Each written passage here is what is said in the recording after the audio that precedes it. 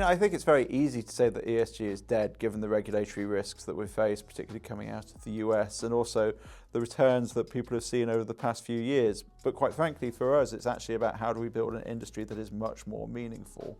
For us, ESG has become really focused in on what the portfolio is, whereas for us, it should be much more about what is it that you do with your portfolio.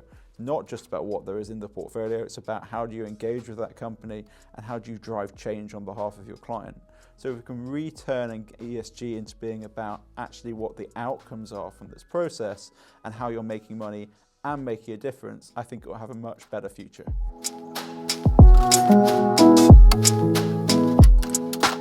Yeah, absolutely. I think it's a really good question to work out whether engagement really should be seen in an investment strategy. And I think one of the concerns that we have more broadly is that engagement has become the forgotten part of a wealth management process.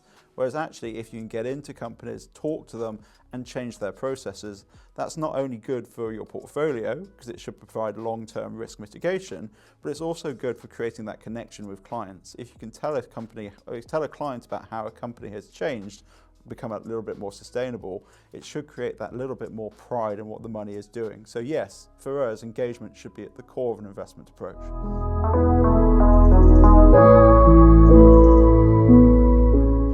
This is always the question, but for us, no. What really matters actually is time and knowledge. Engagement is a really resource-intensive process. It's slightly different to your conventional investment approach, which is more about numbers and analytics. Engagement is all about impact and influencing. So you need to have the time to get in to talk to the company about it and chase them up and reassure them along the journey.